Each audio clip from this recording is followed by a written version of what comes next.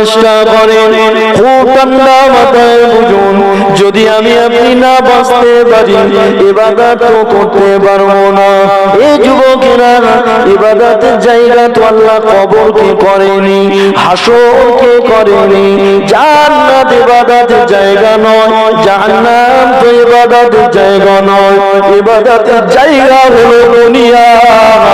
এখানে যদি ইবাদত করেন তাহলে সওয়াব আর নেকি মিলবে। আর ইবাদতের জায়গা দ্বিতীয় কোনো জায়গা নয়। হ্যাঁ, কবরেও ইবাদত করে আল্লাহ পাকের কিছু বান্দারা, তার ভিতরে যেমন রয়েছে আল্লাহ পাকের পয়গম্বরেরা, আল আউলিয়া ওয়াল আহিয়া ফি কুবুরিহিম সাল্লু। আল্লাহ নবী বলেন তামাম আম্বিয়া আলাইহিমুস সালামেরা কবরের ভিতরে তারা সবাই নামাজ পড়ে। জোরে বলবেন না? কবরে তারা নামাজ পড়ে সওয়াবের আশায়, নেকির আশায়। পয়গম্বরেরা যে কবরের ভিতরে নামাজ পড়ে কিসের আশায় জানেন?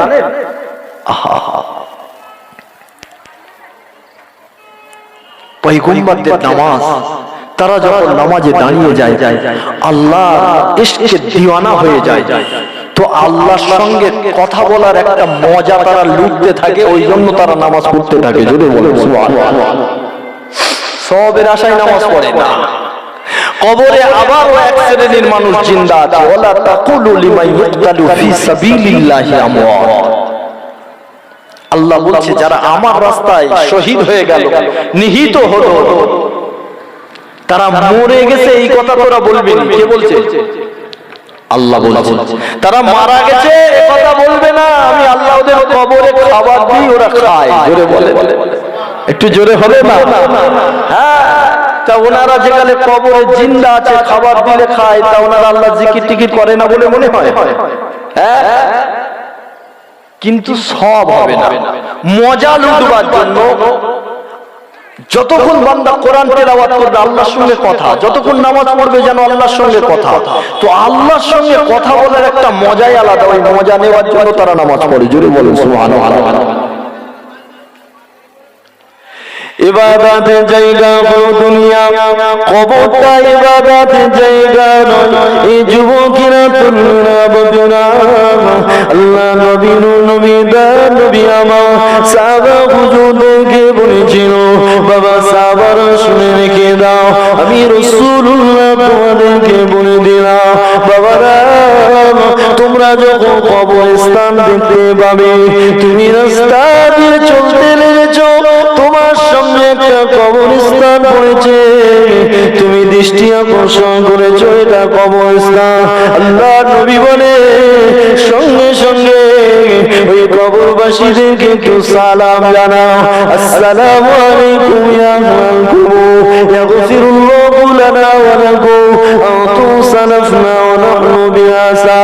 এই যুবকেরা তরুণেরা বাবেরা, আসেন কি বোঝাতে চাইছি, আমার ঘটনা বলা মূল উদ্দেশ্য নয়, আমি আপনাকে বোঝাবার জন্য বলছি। আল্লাহ পাকের একজন মুমিন বান্দা রাস্তা দিয়ে হেঁটে হেঁটে যেতে লাগে, আর একটা কবরস্থান দেখতে পেয়েছে। এই যুবকেরা ওই ব্যক্তিটা কবরস্থান থেকে দাঁড়িয়ে গিয়ে সালাম দিতে যাবে, এমন করে যেই না তাকিয়েছে, ও দৃষ্টি আকর্ষণ হয়েছে একটা কবরের দিকে, দৃষ্টি আকর্ষণ হয়েছে যে কবরটা একটু উড়ে গিয়েছে। ওই ব্যক্তি দেখতে পেয়েছে ওই ফাঁকা জায়গা দিয়ে দেখা যাচ্ছে আল্লাহর একজন জিন্দা মানুষ নামাজ আদায় করে। ও নবী পাকের প্রেমিকেরা, ওই ব্যক্তিটি ছুটে ছুটে ছুটে ছুটে ওই কবরের সামনে হাজির হয়ে গেছে।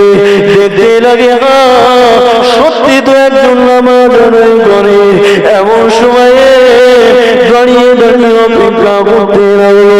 ওই ব্যক্তি যখন সালামটা ফিরিয়েছে, এ বলতে লেগেছে, কি ব্যাপার, কি করে আপনি প্রবেশ করলেন, ঢুকলেন ঘরের ভিতরে?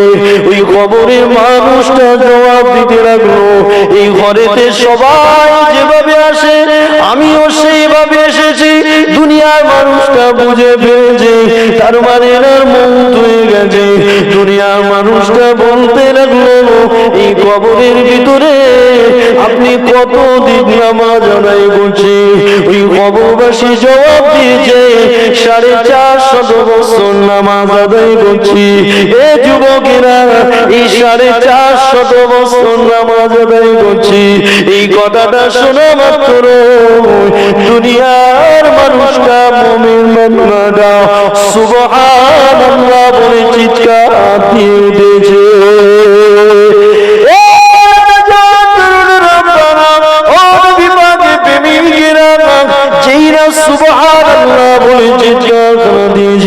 কবরের মানুষটা বলতে লেগেছে, কাকুতি মিনতি কাকুতি মিনতি করতে লেগেছে, ও আল্লাহ পাকে মুমিন বান্দা গো, আপনি আমাকে এই সুবহানাল্লাহটা দিয়ে দেন। 450 বছর এই কবরের নামাজগুলো আপনি নিলেন। দুনিয়ার মানুষটাও অবাক হয়ে গেল, কি ব্যাপার, একবার সুবহানাল্লাহ নিতে চাইছে আর 450 বছরের নামাজ আপনি দিতে চাইছে, কি ব্যাপার?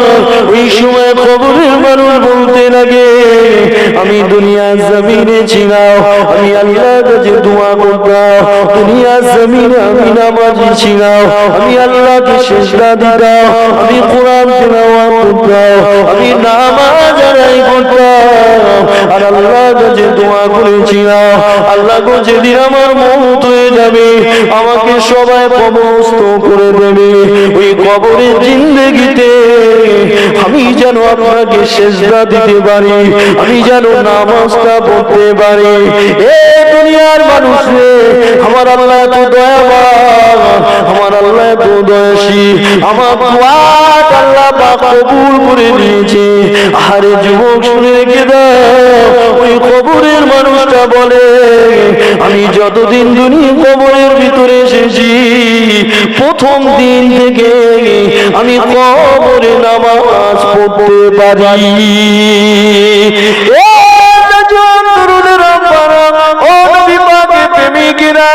তবে আশ্চর্যের বিষয় হলো এটা, আশ্চর্যের বিষয় হলো এটা, ওই কবরের মানুষ বলে, যেদিন আমি কবরের ভিতরে এসেছি আল্লাহ পাক আমাকে আমার নামা আমলটা আমার সামনে ধরেছে, আল্লাহ আমার নামা আমলটা আমার সামনে দিয়ে দিয়েছে।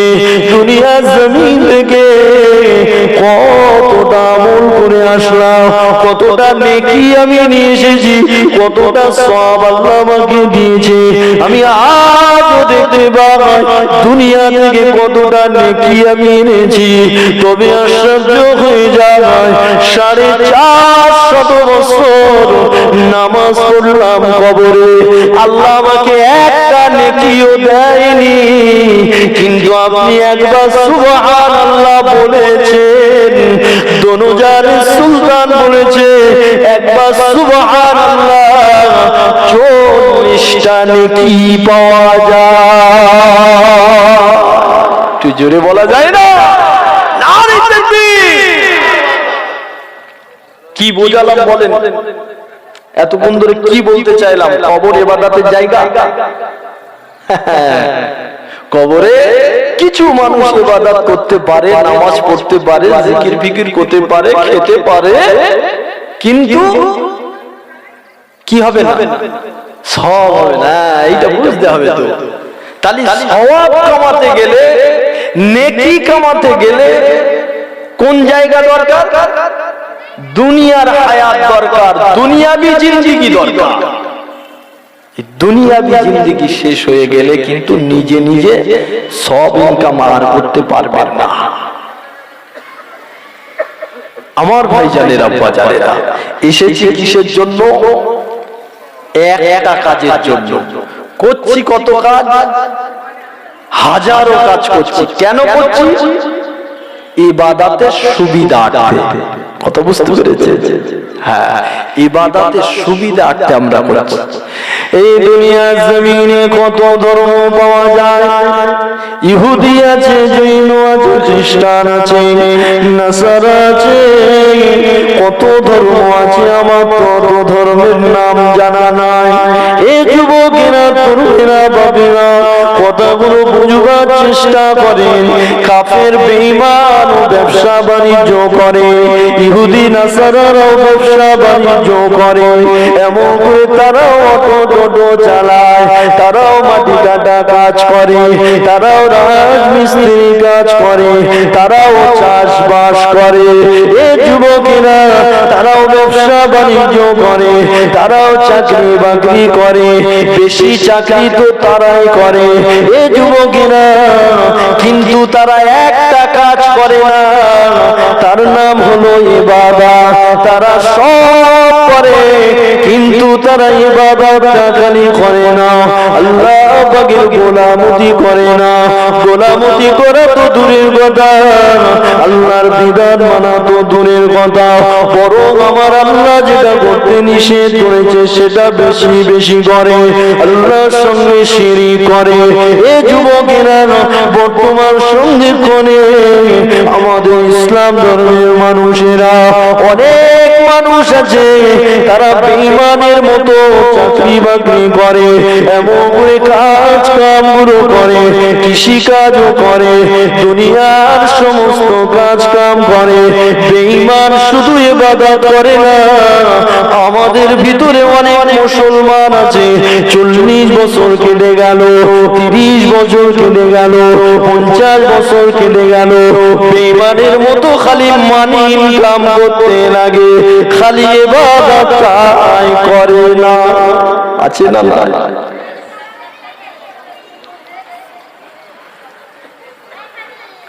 আমরা এই সমস্ত ব্যবসা বাণিজ্য কাজ কামগুলো ইবাদতের সুবিধার্থে করি, কিন্তু বেঈমানেরা সব করে, খালি ইবাদতই করে না। তো আমাদের ভিতরে এক শ্রেণীর মুসলমান আছে, তারাও ঠিক বেঈমানের মতো, অন্য ধর্মের মানুষের মতো সবকিছু করে, খালি ইবাদতই খালি করে না। তাহলে এদের উপায় কি হবে? কিয়ামতের ময়দানে কিরকম কড়া হিসাব হবে জানো? আল্লাহর খাতায় তোমার ব্যবসা করাটা জায়েজ নয়, তোমার বিবাহ করাটাও জায়েজ নয়, তোমার বাচ্চা পয়দা করাটাও জায়েজ নয়, আল্লাহর দেওয়া হাওয়া, প্রাকৃতিক হাওয়া খাওয়াটাও জায়েজ নয়, আল্লাহর জমিনে ঘুরে বেড়ানো তোমার জন্য জায়েজ নয়। আল্লাহর খাতা কথা বুঝতে পারছেন? এই যে অক্সিজেন নিচ্ছেন, ইবাদত করবে না তো অক্সিজেন নেবে কেন? ইবাদত করবে না তো আল্লাহ বলবে কেন জমিন ব্যবহার করলি? ইবাদত করবি না তো বিবাহ কেন করলি? ইবাদত করবি না তো বাচ্চা জন্ম কেন দিলি? বাচ্চা জন্ম দেবার জন্য তো কুত্তাও ছিল, কুত্তা বাচ্চা জন্ম দিতে পারে না? এই পারে না? বছরে 12টা করে বাচ্চা দেয় কুত্তা। আপনি বাচ্চাকে ভালোবাসে? বিড়াল বাচ্চাকে কত ভালোবাসে জানেন? ইবাদত করবে না তো বাচ্চা জন্ম দিলে কেন? ইবাদত করবে না তো খেলে কেন? খেতে তো আল্লাহ পাঠায়নি, আমরা খাই কেন? ইবাদতের সুবিধার্থে খাই। জোরে বলবেন না সুবহানাল্লাহ। তুমি ইবাদত করবে না তো তুমি খেলে কেন? তুমি ইবাদত করবে না তো ঘুমালে কেন? ঘুমাবার জন্য তো আল্লাহ পাঠায়। পেশাব পায়খানা করবার জন্য আল্লাহ পাঠায় নাই। ইবাদত করবি না তো পেশাব পায়খানা করলি কেন বল? হিসাবটা কিরকম হবে বোঝা যাচ্ছে? হ্যাঁ,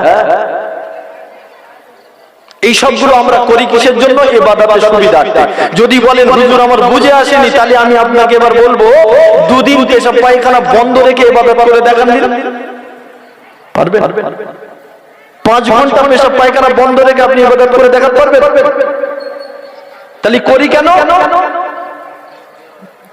আমার আওয়াজ মনে হয় আপনাদের অসুবিধা হচ্ছে। ঠিক হচ্ছে? হ্যাঁ শুনেন, পেশাব পায়খানা করি কেন? ইবাদতের সুবিধা। যদি বলেন বুঝতে পারিনি, তাহলে আপনি 2 দিন না ঘুমিয়ে ইবাদত করে দেখান দিন, পারবেন? 2-4 দিন না ঘুমিয়ে আর ইবাদত করা যাবে? তাহলে ঘুমাবার জন্য আল্লাহ পাঠায়নি, ঘুমুই কেন? ইবাদতের সুবিধা। না ঘুমুলে ইবাদত করতে পারবো না, ওই জন্য ঘুমায়।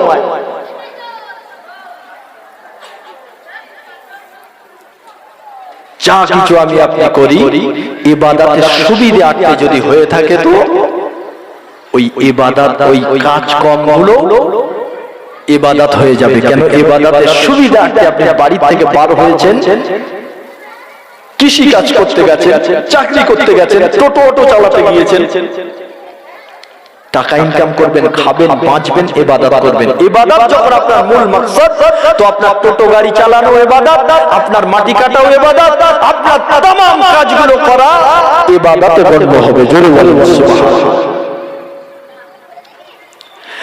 আল্লাহ নবী দয়াল নবী আমার জানিয়ে দিলেন, এ বাবা সাহাবারা শুনে রেখে দাও, আমি রাসূলুল্লাহ জানিয়ে দিলাম, আমার উম্মতি এমন করে সাত নামাজটা যদি আদায় করে নেয়, এ যুবকেরা আমার নবী পাকের তরিকায় আপনাকে সাত নামাজটা আদায় করতে হবে। ঈশার নামাজটা যদি আমি আপনি আদায় করে নিতে পারি, মাঝখানে আর একটা কথা শুনিয়ে দিয়ে শুনে রাখো, আমি আপনি ইবাদতের জন্য এসেছি, 1 লাখ মতন করে 2 লাখ পয়গম্বর আলাইহিস সালামেরা তারা কিসের জন্য এসেছে? তারা ইবাদতের তরিকা শেখাতে এসেছে, ইবাদতের পদ্ধতি শেখাতে এসেছে, ইবাদতের নিয়ম শেখাতে এসেছে। এই যুবকেরা অবশ্যই তারা আল্লাহর রিসালাতের বাণী, আল্লাহর সঙ্গে বান্দার পরিচয় ঘটাতে এসেছে, আর সাথে সাথে ইবাদতের নিয়ম শেখাতে এসেছে।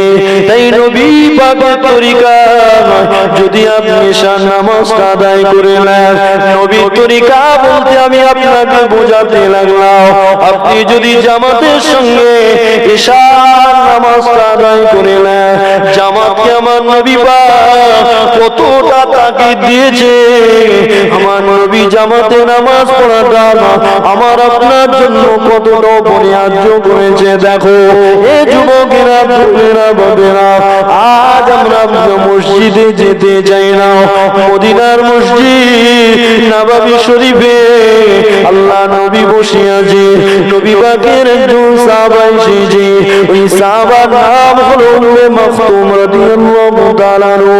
আব্দুল্লাহ ইবনে উম্মে মাকতুম হুজুর আমার চোখে দেখতে পায় না, নবী পাকের দরবারে এসেছে, এসে বলতে লেগেছে, ইয়া রাসূলুল্লাহ হাবিবাল্লাহ, হুজুর আমি চোখে দেখতে পাই না, আমি নামাজটা যদি বাড়ি পড়ে নেই কি হয় না, আমি যদি বাড়ি নামাজ পড়ে নেই হুজুর আমার নামাজটা কি কবুল হবে না, আমি কি বাড়ি নামাজ পড়তে পারি না? আল্লাহ নবী বললেন, হ্যাঁ ঠিক আছে, যাও বাবা সাহাবা তুমি বাড়িতে নামাজ পড়ে নিও। নবী কথা বলছে, সাহাবা চলে যেতে লেগেছে, হঠাৎ করে আল্লাহ নবী পিছন দিয়ে আবার ডাক দিলে, এ বাবা সাহাবা, বাবা তুমি আমাকে এসো। ওই কানা সাহাবা উম্মে মাকতুম রাদিয়াল্লাহু তাআলা নবী পাকের কাছে আবার ফিরে এলে, আল্লাহ নবী জিজ্ঞাসা করতে লাগলো, বাবারে তুমি কি তোমার বাড়ি থেকে মসজিদের আযানটা কি শুনতে পাও? ওই কানা সাহাবা বলতে লেগেছে, জি হ্যাঁ ইয়া রাসূলুল্লাহ হাবিবাল্লাহ, আমি তো আযান শুনতে পাই। আল্লাহ নবী ডিসিশন চেঞ্জ করে দিলে, তুমি যেহেতু আযান শুনতে পাও মসজিদে এসে নামাজ আদায় করবে। তাহলে নবী পাকের তরিকা হলো বেটা ছেলেরা জামাতে নামাজ পড়াটাই উত্তম, চেষ্টা করবে সর্ব সময় জামাতে নামাজ আদায় করবার জন্য। হ্যাঁ অসুবিধে সুবিধা থাকবে, কথা বুঝতে অসুবিধে সুবিধা থাকবে, কিন্তু চেষ্টা করতে হবে মসজিদে গিয়ে জামাতে নামাজ আদায় করা, এটা নবীর তরিকা। কানা সাহাবা হযরত আব্দুল্লাহ ইবনে মাকতুম রাদিয়াল্লাহু তাআলা আনহু, তাকে নবী বললেন, প্রথমে বলল ঠিক আছে, তারপর আবার ডেকে বলল, আযান শুনতে পাও? হ্যাঁ পাই, তুমি মসজিদে এসে নামাজ পড়বে, জামাত পড়বে। তাহলে আমি আপনি তো দেখনেওয়ালা, আমি আপনি চলনেওয়ালা, সুস্থ। তো আমি আপনি যদি ঈশার নামাজটা নবীর তরিকা অনুযায়ী পড়তে পারি, আল্লাহ নবী বলল আমার উম্মত ঈশার নামাজটা পড়ে ঘুমিয়ে পড়েছে, অর্ধেকটা রাত পর্যন্ত কেটে গেছে, ঘুমিয়ে ঘুমিয়ে অর্ধেকটা রাত কেটে গেছে। আল্লাহ নবী বলছে অর্ধেকটা রাত আমার উম্মত ঘুমিয়েছে না, না না না, ইবাদত করেছে। জোরে বলবো সুবহানাল্লাহ। কেন? ইবাদতের সুবিধা আটকে ও ঘুমিয়েছে। না ঘুমালে ইবাদত করা যাবে? কি বুঝলেন এতক্ষণ? অর্ধেকটা রাতের পর থেকে নিয়ে ফজর পর্যন্ত তো আমি আপনি ঘুমাই, আর অর্ধেকটা রাত তাহলে কি হবে? ওটা ঝুলতে থাকবে, ওটা অপেক্ষায় থাকবে। ফজরের সময় যদি আপনার ঘুমটা ভেঙে যায়, এমন করে সালাতু খায়রুম মিনান নাওম, ঘুমে চাইতে নামাজ উত্তম। মুয়াজ্জিন সাহেবের এই আওয়াজ যদি আপনার ঘুমটা ভেঙে যায়, ফজরের সময় যদি আপনি চেতনা হয়ে যান, আবার যদি মসজিদে গিয়ে ফজরের নামাজটা আদায় করে নেয়, এই যুবকেরা অর্ধেকটা রাত থেকে ফজর পর্যন্ত আল্লাহ নবী বলেন এটাও ইবাদত হয়ে গেছে। সারা রাত ধরে আপনি ঘুমিয়েছেন, কিন্তু না না, সারা রাত নফল ইবাদতের সওয়াব আল্লাহ পাক দিয়ে দিয়েছে। ইবাদতের জন্য এসেছি, তো ইবাদতের সুবিধার্থে যা যা করব সব হবে ইবাদত। জোরে বলেন সুবহানাল্লাহ। একটা মাত্র কাজ ইবাদত, ইবাদত করবার জন্যই পাঠিয়েছি আমার ভাইজানেরা বাজানেরা। এই ইবাদত যখন আমি আপনি করব, আল্লাহ বলছে তোরা আমার আউলিয়া হয়ে যাবি, তোরা আমার বন্ধু হয়ে যাবি। তোরা যখন ইবাদত করবি, মান কানা লিল্লাহি কানা আল্লাহু লাহু, বান্দা ইবাদত করবি আর আমার হয়ে যাবি, আর আমার तमाम সৃষ্টি তোর হয়ে যাবে। জোরে বল সুবহানাল্লাহ। এই যে জমিন দেখতে পাই, জমিন ইবাদতের জন্য নয়, গাছ গাছালি পাহাড় পর্বত ইবাদতের জন্য নয়, চাঁদ সূর্য নক্ষত্র ইবাদতের জন্য নয়, তামাম কায়নাত আল্লাহ পাক ইবাদতের জন্য সৃষ্টি করেনি। এ যুবকেরা আপনারা, কিন্তু আল্লাহ পাক আমাকে আপনাকে ইবাদতের জন্য সৃষ্টি করেছে। আর আল্লাহ পাক বলে বান্দারে, তুমি যখন ইবাদতকারী হবে, বান্দা তুমি আমার হয়ে যাবে, আমার বন্ধু হয়ে যাবে। আর যখন আমি আল্লাহ পাকের বন্ধু হয়ে যাবে, तमाम কায়নাত তোমার হয়ে যাবে। এই যুবকেরা তুমিরা, तमाम কায়নাত আমার আপনার হবা মানেটা কি? আরে শুনে রেখে দেন, আমার আপনার হয়ে যাওয়া মানে আরে আপনাকে আরো কিছু কথা বললে বুঝতে পারবে।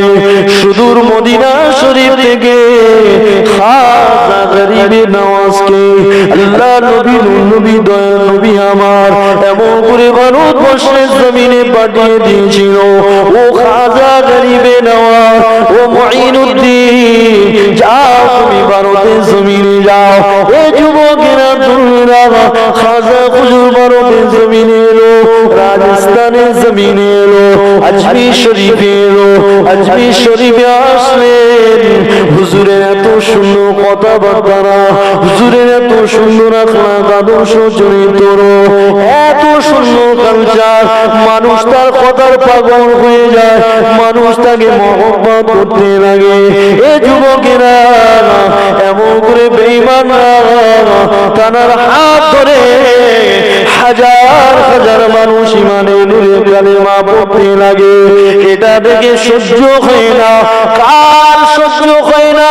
ওই সময়ে ছিল রাজা পৃথ্বীরাজ চৌহান, সহ্য হয় না, সহ্য করতে পারে না, বরদাস্ত করতে পারে না। কোথা থেকে ফকির সাহেব এসেছে আর দল বাড়িয়ে নিতে নিয়েছে, তার কথার পাগল সময় হতে নিয়েছে, এমন করে তার সঙ্গে হতে লেগেছে অনেকে। পৃথ্বীরাজ চৌহান সহ্য না করতে পেরে কারাগার পাহাড়ের উপর থেকে একটা পাথর ছেড়ে দিয়েছিল। হুজুর নিচে বসেছিল, লোক লস্কর নিয়ে আলোচনা করছিল। এ যুবকেরা ওই পাথরটা যখন ছেড়ে দিলেন, হুজুর এমন করে একটা আঙুল উঁচু করে ওই পাথরের দিকে লক্ষ্য করে ইশারা করে থামতে বললে, ইশারা করে থামতে বললে, ওই পাথর সঙ্গে সঙ্গে ওখানে থেমে গেল। আজও সেখানে থেমে আছে। মান কানা লিল্লাহি কানা আল্লাহু লাহু, বান্দা যখন আল্লাহর হয়ে যাবে, আল্লাহ বলে তামাম কায়নাত তোমার হয়ে যাবে। আল্লাহ সৃষ্টির ভিতরে পাথরও একটা সৃষ্টি। এই পাথরও আল্লাহর ভয়ে কাঁদে, এই পাথর আল্লাহর ভয়ে কাঁপে, এই পাথর আল্লাহর ভয়ে পাহাড় থেকে খসে খসে পড়ে যায়। সুম্মা কাসাত কুলুবুকুম মিন বাদি যালিকা ফাহিয়া কাল হিজারা। আল্লাহ পাক বলতে লেগেছে, এ দুনিয়ার মানুষে তোদের কলিজা তো পাথর হয়ে গেছে, আও আশাদ্দু কসওয়া, তার চাইতেও আরো শক্ত হয়ে গেছে। পাথর সম্পর্কে আল্লাহ কোরআন শরীফে আয়াত দিয়েছে। তো পাথর আল্লাহর একটা সৃষ্টি, তাই তো নাকি? পাহাড় আল্লাহর সৃষ্টি না? তো খাজা গরিবে নওয়াজ আল্লাহর হয়ে গেছে, তিনি যখন পাথরকে ইশারা করলেন, পাথর ওখানে আজও দাঁড়িয়ে আছে। জোরে বলেন সুবহানাল্লাহ। ثم قسوت قلوبكم من بعد ذلك فهي كالحجارة أو أشد قسوة وإن من الحجارة لما يتفجر منه الأنهار। এই যে পাথরের কথা বললাম বলেই যে আমি যে ফাহিশা কথা, আপনাদের বেকার কথা আমি বলিনি, সেটাই প্রমাণ দিচ্ছি। কথা বুঝতে পারছেন? পাথর সম্পর্কে আল্লাহ বলেছে, আরে তোদের কলিজা তো পাথর হয়ে গেছে, তার থেকে আরো শক্ত হয়ে গেছে, কঠিন হয়ে গেছে। কেননা আল্লাহ বলছে,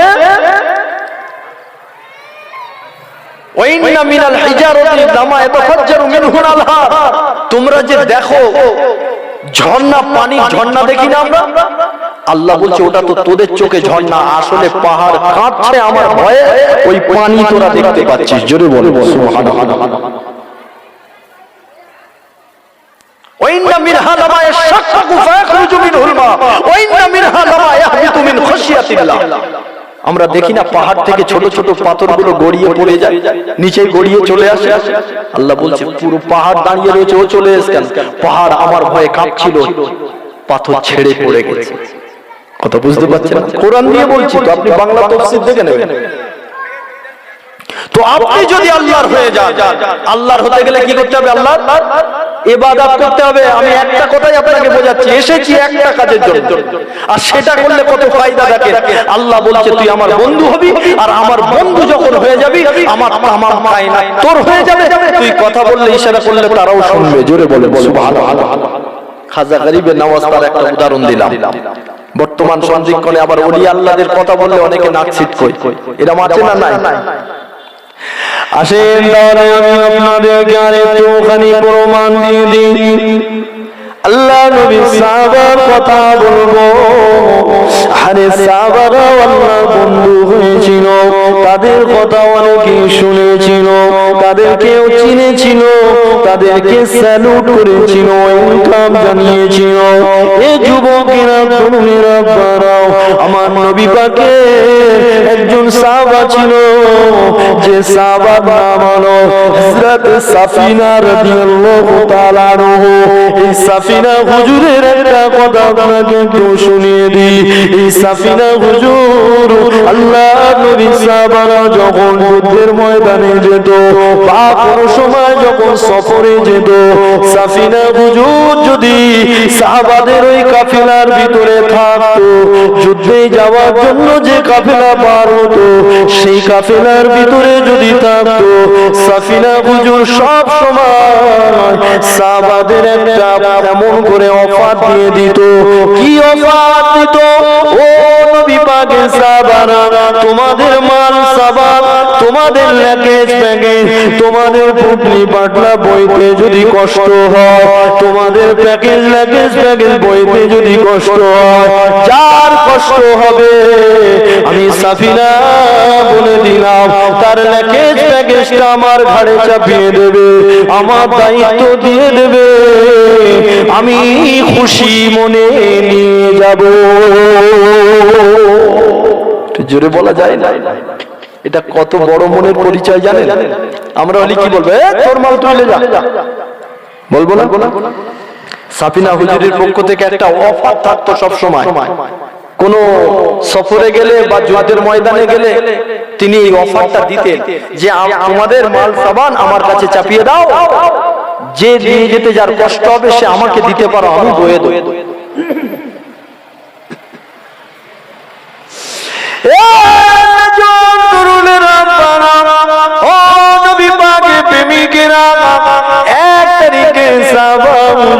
কোন এক জায়গায় সফর করতে লেগেছে, সাহাবা হুজুরদের ভিতরে হযরত সাফিনা হুজুর তিনিও রয়েছে। সাফিনা হুজুরের কাছে আল্লাহ নবী সাহাবারাও একে একে মাল সাবানগুলো দিতে সাফিনা হুজুরের কাছে এত মাল সাবান জোগাড় হয়ে গেছে গো, তার কাছে এত মাল সাবান করে কাল হয়ে গেছে। সাফিনা হুজুর টুক টুক টুক টুক করে সব মাল সাবান গুলো নিয়ে গিয়ে যেতে লাগে। দোনোজার সুলতান দয়ার নবী নূর নবী আমার দেখতে লেগেছে, কেন নয় কাফেলার ভিতরে আমার আপনার নবী নূর নবীও ছিল। নবী আমার দেখতে লেগেছে সাফিনা হুজুরের কাছে আমার সাহাবারা এত মাল সাবান চাপিয়ে দিয়েছে, বিশাল আকার দেখাতে লেগেছে। সাফিনা হুজুরকে দেখে আল্লাহ নবী মুচকে মুচকে হাসতে লেগেছে, আর সাহাবাদেরকে বলতে লেগেছে, এ বাবা সাহাবারা, সাফিনা তো দরিয়ার উপরে চলে, সাফিনা মানে হলো জাহাজ, সাফিনা মানে হলো জাহাজ। তাই তো রাসূল বলতে লেগেছে সাফিনা তো দরিয়ার উপরে চলে, কিন্তু আমাদের সাফিনা মরুভূমির উপরে চলে। কথা বুঝতে পারছেন? বুঝতে পারছেন তো? নবী কি বললেন?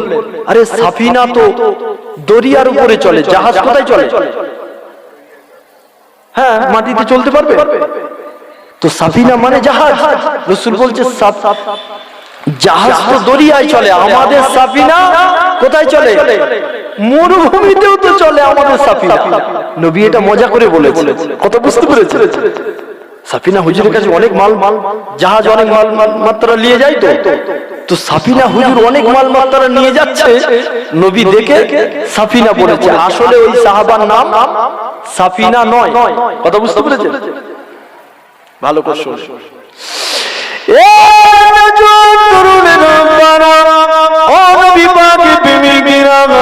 সাফিনা হুজুর শুনতে পেয়েছে আল্লাহ নবী আমার বিষয়ে কিছু একটা বলেছে, নবী আমার বিষয়ে কিছু একটা বলেছে, কিন্তু কি বলেছে সাফিনা হুজুর সেটা শুনতে পায়নি।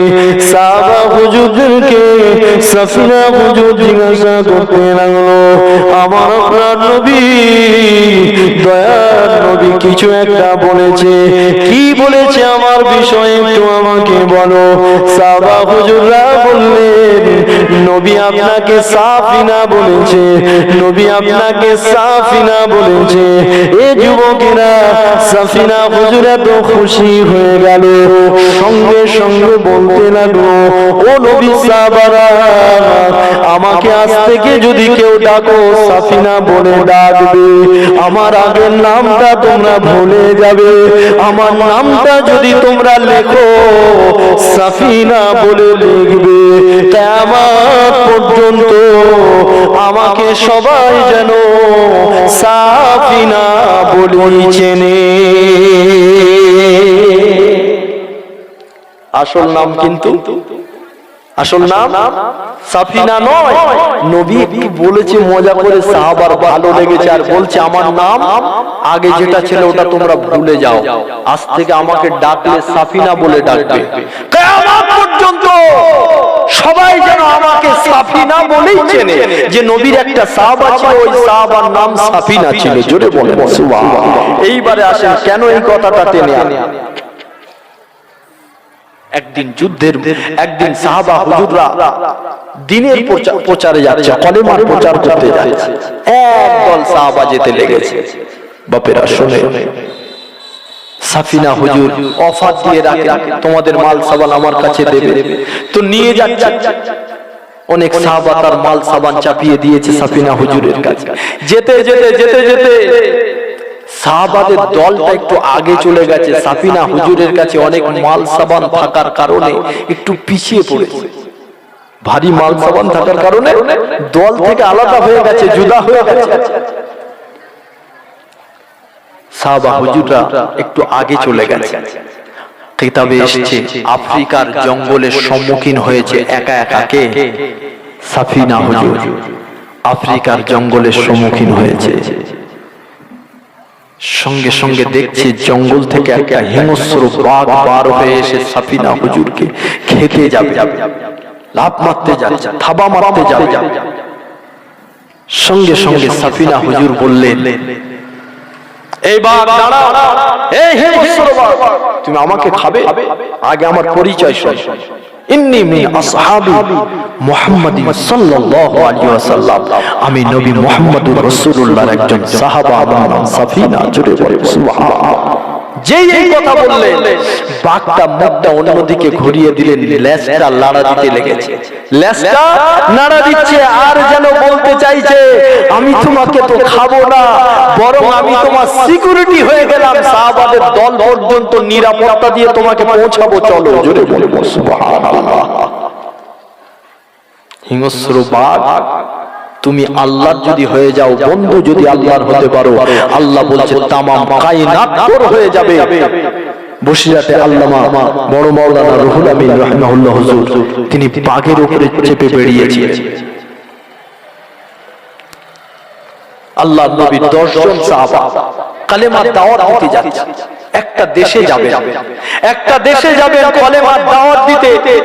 তো সেই দেশের রাজা খবর পেয়েছে যে নবী মুহাম্মদুর রাসূলুল্লাহ সাল্লাল্লাহু আলাইহি ওয়াসাল্লামের সাহাবারা এবার আমার দেশে আসে, আর ওরা আসছে মানে আমার খবর আছে, আমার চেয়ারটা নড়বড়ে হবে।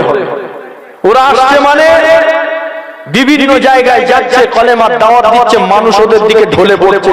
তো আমার দেশে আসবে মানে আমারও খবর আছে।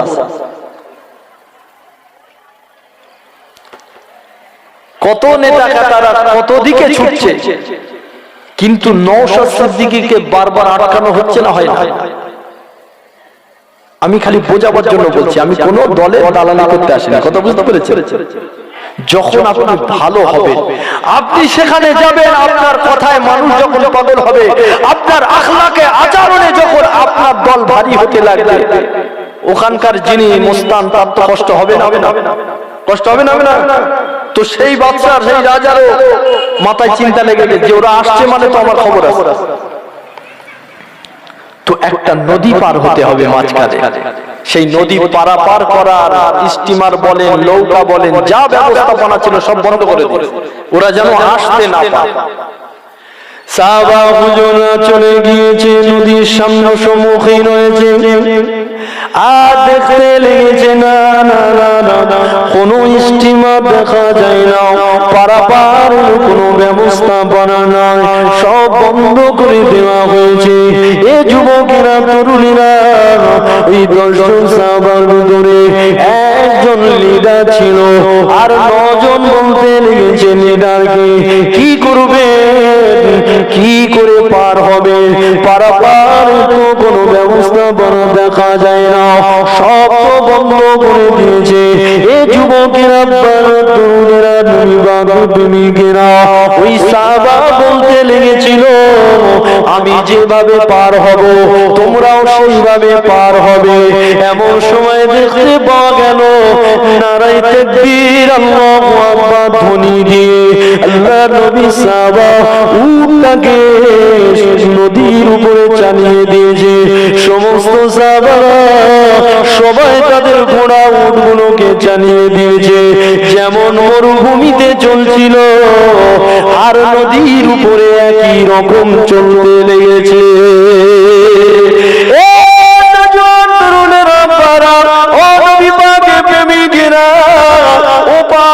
অনেকে দাঁড়িয়ে দাঁড়িয়ে দেখছিল কিভাবে পার হয় দেখবো। যখন দেখলো মরুভূমির মতো নদীর উপরেও চালিয়ে দিয়েছে, অনেক মানুষগুলো পালিয়ে গেছে, কিন্তু কিছু মানুষ দাঁড়িয়েছিল। আল্লাহর নবী সাহাবারা যখন ওই নদীটা পার হয়ে গেল আর গিয়ে যারা দাঁড়িয়েছিল তাদের সঙ্গে কথা বলতে লাগলো, কি ব্যাপার সবাই তো পালিয়ে গেল, তোমরা কেন দাঁড়িয়ে রয়েছো?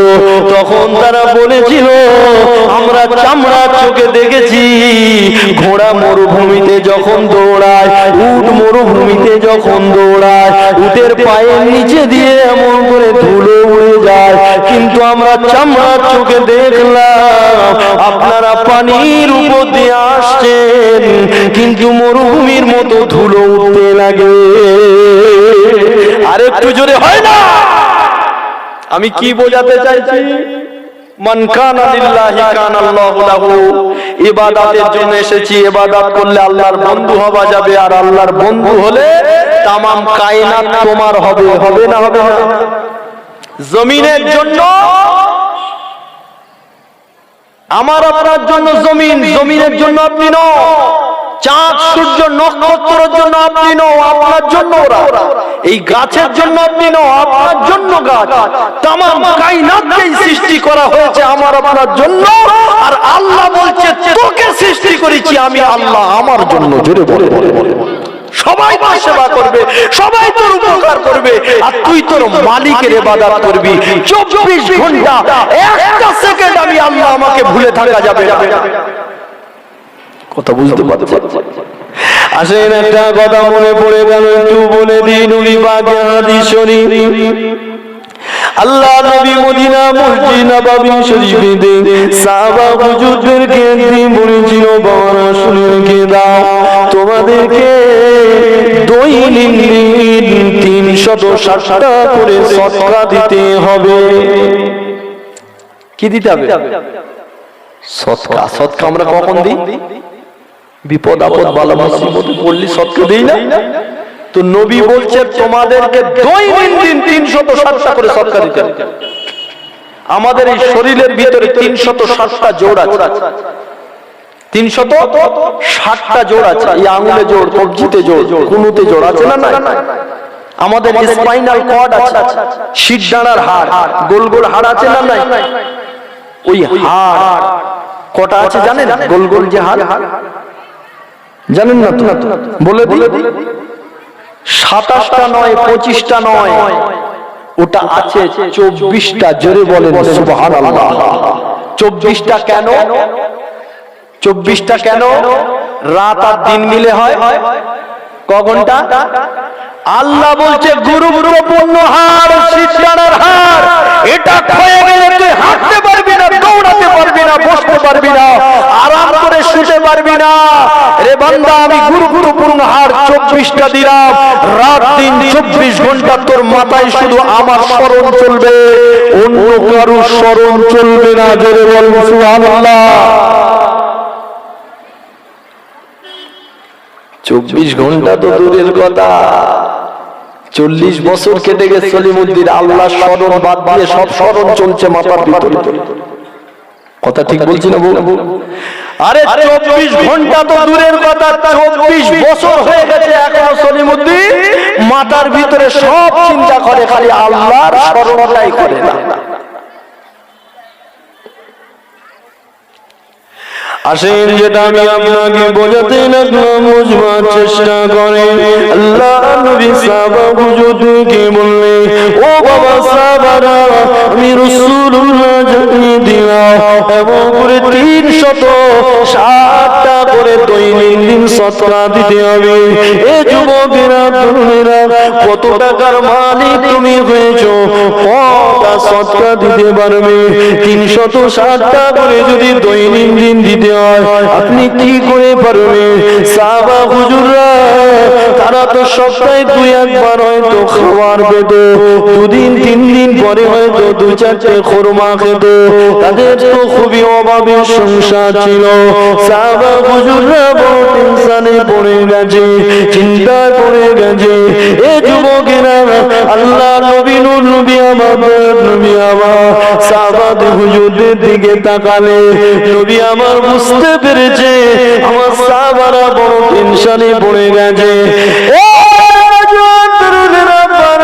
আল্লাহ নবী মুচকে মুচকে ঘেসে বলতে লাগে, এ বাবা সাহাবারা, কি ব্যাপার? কেন তোমরা টেনশন করতে লাগো? কেন তোমরা চিন্তা করতে লাগো? সাহাবা হুজুররা বলে, ইয়া রাসূলুল্লাহ হাবিবাল্লাহ, কি করে আমরা 360টা সদকা দেব? আল্লাহ নবী বলে, এই বাবা, জি ইয়া রাসূলুল্লাহ, আমরা বড় টেনশনে পড়ে গেছি। নবী আমার বলতে লাগলে, বাবা সাহাবারা, কোরআন শরীফের একটা আয়াত কি তোমরা ভুলে গেলে? লা ইউকাল্লিফুল্লাহু নাফসান ইল্লা উসাহা।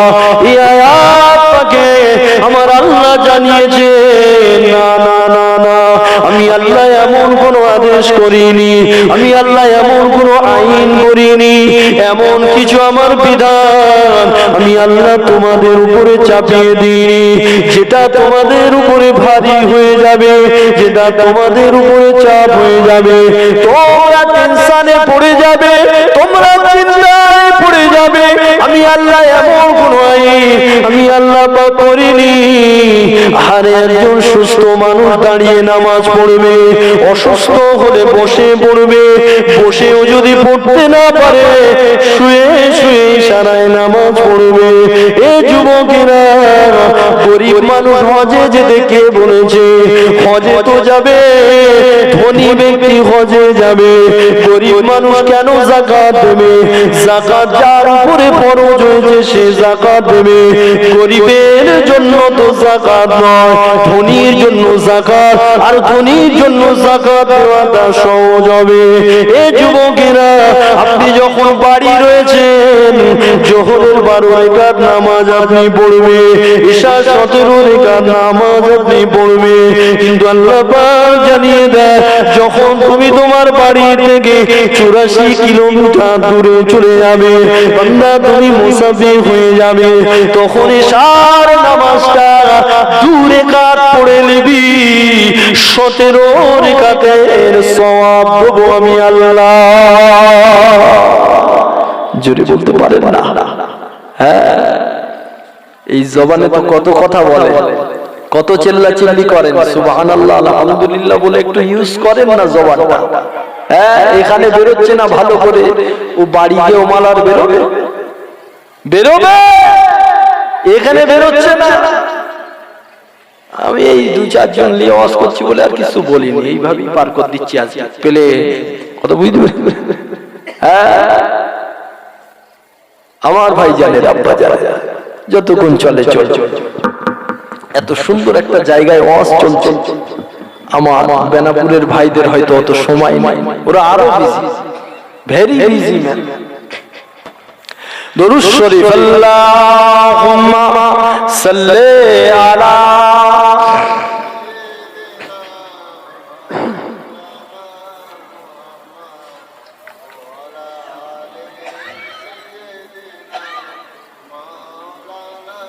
দেখেছেন একজনের আওয়াজ পাচ্ছে, ওয়াজ করে করে বেড়াচ্ছি তো, প্রায় রাত্রে ওয়াজ থাকে, মাঝে মাঝে আবার উড়েও যায়, কথা বুঝতে পেরেছেন? উড়েও যায়।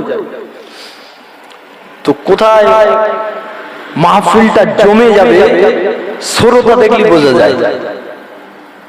ভালো বক্তার চাইতে আগে ভালো শ্রোতা হতে হয়। তো বক্তা একটু কমজোর হলেও মেকআপ হয়ে যাবে, কথা বুঝতে পারলেন? শ্রোতা ভালো হতে হবে। হ্যাঁ, খেলোয়াড় একটু কাঁচা হলেও যদি মাঠের বাইরে থেকে উৎসাহ ভালো হয়, তখন কাঁচা খেলোয়াড়ও পাকা হয়ে যায়, দেখবে। কথা ভুল বলছি? হ্যাঁ। আর যদি এই ঝিমুতি থাকে আস্তে আস্তে ফজর পর্যন্ত জলসাটা যাবে না, ফাঁকা হয়ে যাবে, মজা নেই ওই জলসায়। ও শহরে মোহাম্মদ जहाँ मुस्तफा है वही घर बनाने को दिल चाहता है।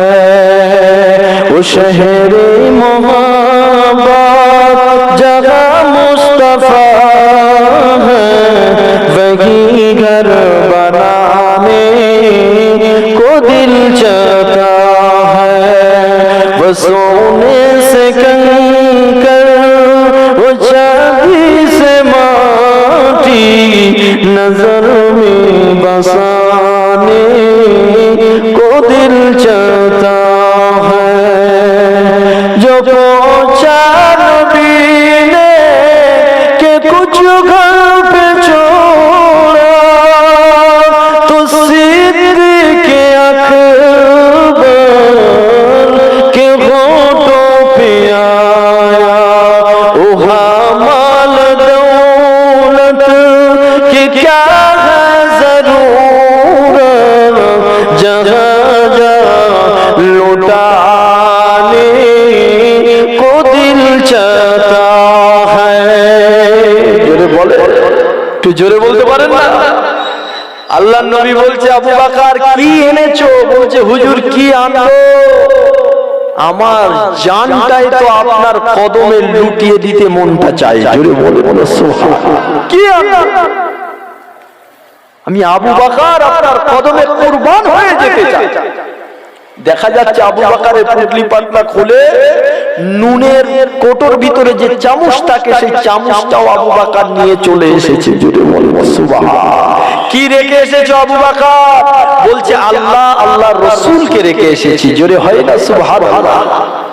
ও শহরে মোহাম্মদ जहाँ मुस्तफा है वही घर बनाने को दिल चाहता है।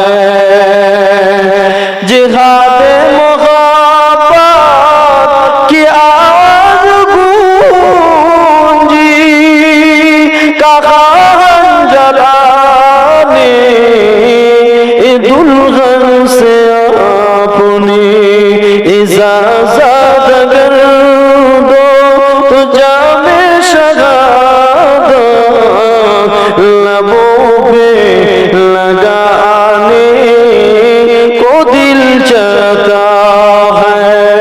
वो शहरे मोहब्बत जहाँ मुस्तफा है वही घर बनाने को दिल चाहता है। अल्लाहुम्मा सल्ले आला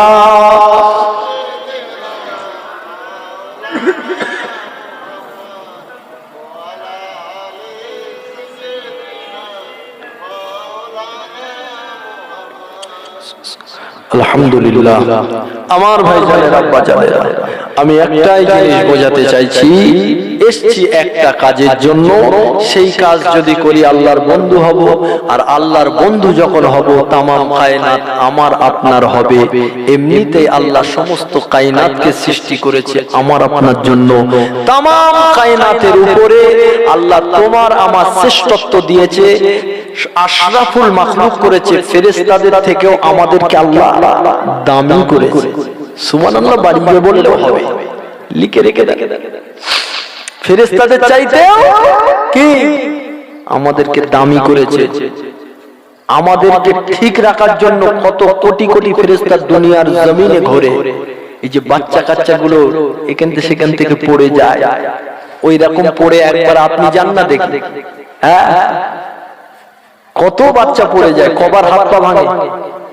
অনেক ফেরেশতা আছে যে মানুষকে হেফাজতের জন্য আল্লাহ তাদেরকে দুনিয়ার বুকে ছেড়ে রেখেছে। জোরে বলবো সুবহানাল্লাহ। আসেন আল্লাহ পাক কোরআন শরীফের ভিতরে বলেন, ও ওয়ালাকাদ কাররামনা বানি আদম। এই যুবকেরা তরুণেরা বারা আল্লাহ পাক জানিয়েছে আদম সন্তানদেরকে আমি আল্লাহ পাক সম্মানিত করেছি, সম্মানিত জীবন আমি আল্লাহ পাক দান করেছি। এই যুবকেরা তরুণেরা বারা নূহ নবীর উম্মত গুলো তারাও তো আদম সন্তান, ইব্রাহিম নবীর উম্মত গুলো তারাও তো আদম সন্তান, ঈসা নবীর উম্মত গুলো তারাও তো আদম সন্তান, ইব্রাহিম ইসমাইল ইসহাক এরাও তো আদম নবীর সন্তান। সমস্ত আদম নবীর সমস্ত সন্তানগুলো এমন করে আমি আপনি তো আদম নবীর সন্তান। আমি আপনাকে বলতে চাই নূহ নবীর উম্মত, ঈসা নবীর উম্মত, ইব্রাহিম নবীর উম্মত, এমন করে তামাম আম্বিয়াদের উম্মত, আর আমি আপনি আখির জামানার নবীর উম্মত। এই সব উম্মত আর আমি আপনি নবীর উম্মত। এই উম্মত কি এক নাকি? না না না, আদম নবীর তামাম সন্তানদের আল্লাহ পাক সম্মান অনেক বেশি করেছে। আরে কিন্তু আখিরি জামানা নবীর উম্মত গুলো সম্মান আল্লাহ পাক আলা মাকাম দান করেছে।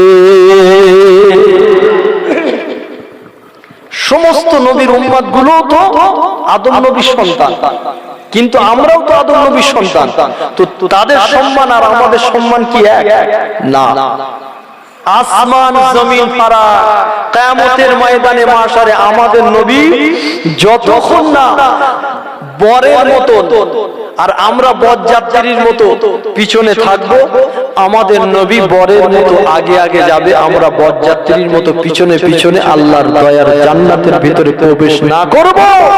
আমাদের নবী আর এই উম্মত যতক্ষণ আল্লাহর জান্নাতে না যাবে, আদম নবী জান্নাতের বাইরে, ঈসা নবী জান্নাতের বাইরে, নূহ নবী জান্নাতের বাইরে, তাদের নবীগুলো জান্নাতের বাইরে, তাদের উম্মতগুলো কি জান্নাতের ভিতরে থাকবে?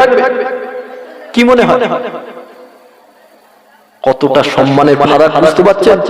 আমাদের নবী আমাদেরকে নিয়ে যতক্ষণ না জান্নাতে না যাবে, সবার জন্য জান্নাতকে হারাম রাখা হবে, হারাম। আগে আখিরি জামানার নবী দোনো জাহানের সুলতান তার উম্মতদেরকে নিয়ে জান্নাতে যাবে, তবে অন্যরা যাবে। জোরে বলবেন না সুবহানাল্লাহ।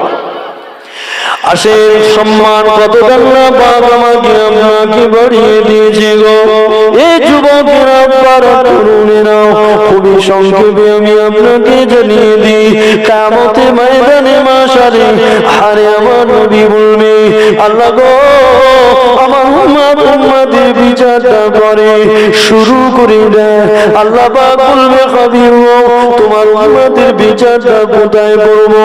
আমাদের নবী বলবে আল্লাহ কেন এখানে করে? আল্লাহ পাক বলবে হাবিব রে না না না, এখানে করা যাবে না।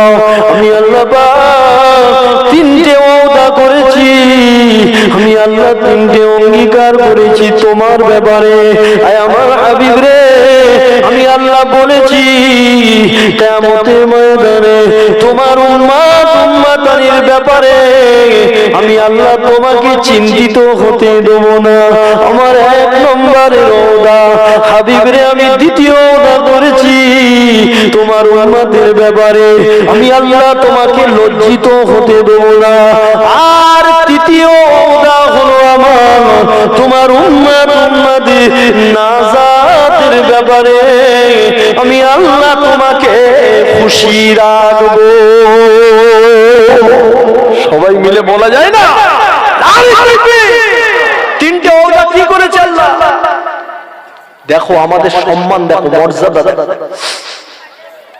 হাবিব তোমাকে প্রথম নাম্বার কি? চিন্তিত হতে দেবো না। দ্বিতীয় নাম্বার লজ্জিত হতে দেবো না। কাদের ব্যাপারে? উম্মতের ব্যাপারে। আর তৃতীয় নাম্বার উম্মতের নাজাতের ব্যাপারে তোমাকে আমি আল্লাহ খুশি রেখে দেবো। জোরে বলেন সুবহানাল্লাহ।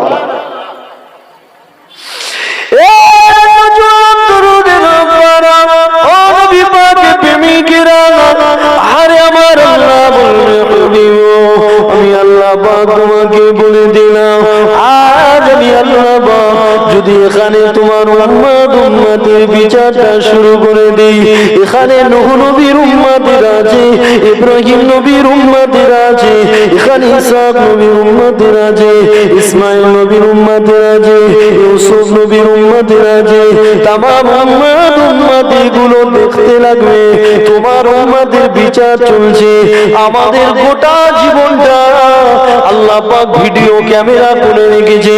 মানুষ যদি ভিডিও ক্যামেরা করতে পারে, মানুষ যদি সিসি ক্যামেরার ব্যবস্থাপনা করতে পারে, আমার আল্লাহ তো অবশ্যই পারে। তোমার আমার জীবনের ভিডিও ক্যামেরা আছে, আমাদের ময়দানে মাশারে যদি ছেড়ে দেওয়া হয়, আল্লাহ বলবে হাবিব রে, তামাম উম্মত উম্মতিরা তোমার উম্মতের কুকর্মগুলো দেখবে।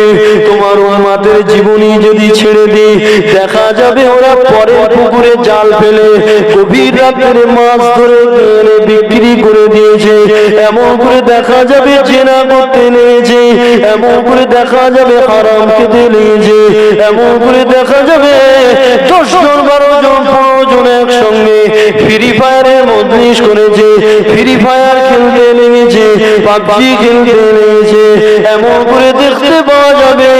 এমন করে অনেকেই বসে বসে পরনিন্দা পরচর্চা করতে লেগেছে, কত রকম খারাপ খারাপ ভাষা দিয়ে তারা কথা বলতে লেগেছে।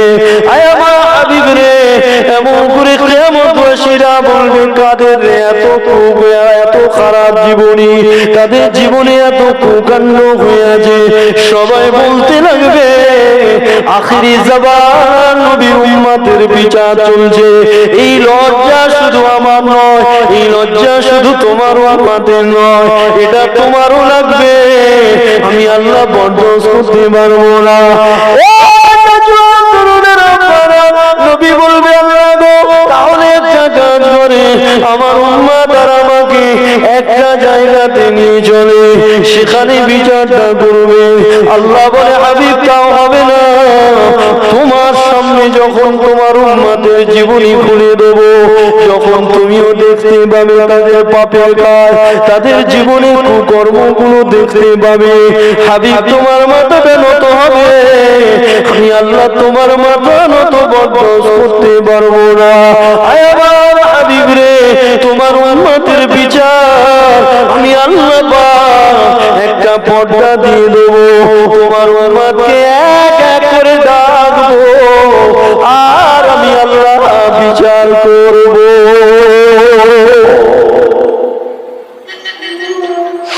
আমার নবীর খাতিরে, আমাদের নবীর সোটে আল্লাহ আমাদের সম্মান অনেক বাড়িয়ে। নবী পাকের সম্মানের দিকে তাকিয়ে আল্লাহ পাক আমাদের বিচারটা আলাদা করে করবে। কেন? আমাদের কুকর্ম যখন দেখা যাবে, অন্য উম্মতেরা দেখবে, তারা বলবে আখিরি জামানার নবীর উম্মতেরা এত খারাপ কাজ করেছে, এত পাপের কাজ করেছে। তকমাটা লাগছে কার গায়ে? আখিরি জামানার নবীর উম্মত, আখিরি জামানা। আল্লাহ বলে এটা আমি বরদাস্ত করতে পারবো না। হাবিব তোমার মাথা নত হয়ে যাবে, তুমি লজ্জিত হবে। আমি আল্লাহ ওয়াদা করেছি তোমাকে লজ্জিত হতে দেব না, তোমাকে টেনশনে কপালে ভাঁজ করতে দেব না। উম্মতের নাজাতের ব্যাপারে আমি আল্লাহ তোমাকে খুশি রাখবো। জোরে বলবো সুবহানাল্লাহ।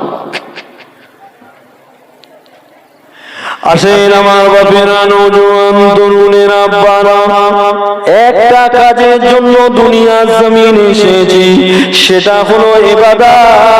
কাল কিয়ামতে ময়দানে মাশারে আল্লাহ পাক ইবাদতের হিসাব সেদিন নেবে, বিচার সেদিন করতে লাগবে। কে কত সুন্দর ইবাদত করেছো, কে কত ভালো করে নামাজ পড়েছো, কে কত ভালো করে সুবহানাল্লাহটা বলেছো। বলতে মন চায় না, হুজুর বলছে বলে তাই একবার করে ঠুকে দিচ্ছি। আর আরেকজন দেখা যাচ্ছে কলিজা দিয়ে মোহাম্মত করে আল্লাহ পাকের পবিত্রতার বর্ণনা দিতে নিয়েছে, আল্লাহর পবিত্রতার স্বীকারোক্তি দিতে নিয়েছে। কে কত ভালো আমল করেছো, কে কত ভালো ইবাদত করেছো, কিয়ামতে ময়দানে মাশারে আল্লাহ পাক হিসাব নেবে। এই যুবকেরা, এই ইবাদতের হিসাবের ভিতরে কোন ইবাদতের হিসাবটা আগে হবে। বলতে পারবে? পারবে, কিন্তু বলবো না, তাই তো? বলো বলো, তাড়াতাড়ি বলো। হ্যাঁ, নামাজের, জোরে বলে, নামাজের হিসাব আগে হবে। আপনারা তো হাদিসও জানেন, আউয়ালু মা ইউহাসাবু বিহি ইয়াউমাল কিয়ামাতিস সালাহ। নবী বলেন ইবাদতের ভিতরে সর্বফার্স্ট হিসাব হবে কিয়ামতের ময়দানে নামাজ। নামাজের হিসাবটা আল্লাহ আগে করবে। যার নামাজের খাতা ক্লিয়ার থাকবে, পাস হয়ে যাবে নামাজের খাতায়, নবী বলেন তার সাইডের গুনাহগুলো আল্লাহ সব মাফ করে দেবে। এমনিতেই যদি আপনি নামাজি হন, আপনার গুনাহ অবশিষ্ট থাকে না। জোরে বলেন সুবহানাল্লাহ। প্রকৃত যদি নামাজি আপনি হন, আপনার গুনাহগুলো আল্লাহ মাফ করে দেয়। জোরে বলেন সুবহানাল্লাহ। নবী বলেছে আপনার বাড়ির সামনে যদি একটা নহর থাকে, পানির নহর, আপনি বার হতে গেলেই ওই নহরে গোসল করে নেমে তারপর যাচ্ছেন বা আসছেন, দিনে যদি 5 বার ওই নহরে গোসল করে, তো আপনার গায়ে আর ময়লা থাকবে? থাকবে? তো নবী উদাহরণ দিয়ে বুঝিয়েছে, যদি কেউ 5 ওয়াক্ত নামাজ সঠিকভাবে পড়ে, তার গুনাহ খাতা আর কিছু অবশিষ্ট থাকে না, আল্লাহ মাফ করে দেয়। জোরে বলেন সুবহানাল্লাহ। আল্লাহ পাক কোরআন শরীফের ভিতরে বলেছেন, ইন্নাস সালাতা তানহা আনিল ফাহশাই ওয়াল মুনকার। নিশ্চয় নামাজ নামাজিকে, নিশ্চয় নামাজ নামাজিকে পাপের কাছ থেকে বাঁচায়, হারাম থেকে বাঁচায়, জিনা থেকে বাঁচায়, পরনিন্দা পরচর্চা থেকে বাঁচায়, ফ্রি ফায়ার থেকে বাঁচায়, পাবজি থেকে বাঁচায়, হারাম থেকে বাঁচায়। কি বলছে? কে বলছে? কোরআন বলছে। কোরআন বলছে মানে কে বলছে? আল্লাহ বলছে, তাই তো? কিন্তু আমি তো দেখছি 14 বছর ধরে নামাজ পড়তেছে, ও এখনো সুদ খায়। আছে না? না, 14 বছর ধরে নামাজ পড়ছে, ও এখনো ওর গুণের হকটা বুঝে দেয়নি। আছে না? নাই? কথা খারাপ লাগছে? 14 বছর ধরে নামাজ পড়ছে, এখনো তো বন্ধনের সঙ্গে জড়িত, বন্ধন লোন চলছে ওর বাড়ি, অফিসার আসে প্রত্যেক সপ্তাহে 2 বার করে। কত ভুল বলছি? আছে না? না, 14 বছর ধরে নামাজ পড়ছে, ও এখনো তাসের আড্ডায়, জুয়ার আড্ডায় যায়। 14 বছর ধরে নামাজ পড়ছে, এখনো কেরাম খেলে। খেলে তো খেলে, খালি বাজি লাগায়। কথা বুঝতে পারে? রাত 2-4 বেজে যাচ্ছে, ওর খবর হয় না, ও চালিয়েই যাচ্ছে, একেবারে ফুল পিকআপে উঠে গেছে। এরম নামাজি আসে না? নেই? তা ও কিরাম নামাজ পড়ে, ওর নামাজ, কোরআন বলছে নিশ্চয় নামাজ নামাজিকে সমস্ত ফাহিশা কাজ থেকে, গুনার কাজ থেকে বাঁচাবে। আমি চিন্তা করতে লাগলাম, আপনি তো বলেছেন নিশ্চয় নামাজিকে ফাহিশা থেকে বাঁচায়, পাপের কাজ থেকে বাঁচায়, কিন্তু দেখা যায় 14 বছর নামাজ পড়ে, 20 বছর ধরে নামাজ পড়ে, এখনো ভাইপোর জমিটা বুঝে দিল না। বড় ভাই মারা গেছে, এখনো ভাইপোর জমিটা বুঝে দিল না। এমন করে 30 বছর নামাজ পড়ে চাচা, এখনো মাঠে গিয়ে আল কেটে কেটে নিয়ে জমিটা বাড়াতে লাগে। আল্লাহ গো, কাকে বিশ্বাস করব? তোমার কোরআনে তো কোন রকমের সন্দেহ নাই। যালিকাল কিতাবুল লা রাইবা ফিহি। আল্লাহ বলে কোরআনের ভিতরে এমন করে ভুল তো দূরের কথা, সন্দেহের অবকাশ মিলবে না। জোরে বলে,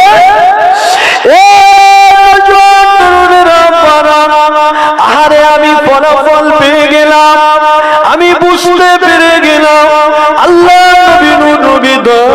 নবী আমার হাদিস শরীফে বলে আছে, আজ থেকে 1000 বছর আগে দনুজারের সুলতান এমন করে বলে গেছে, নামাজ তো নামাজ, কিন্তু নামাজি 5 রকমের হয়।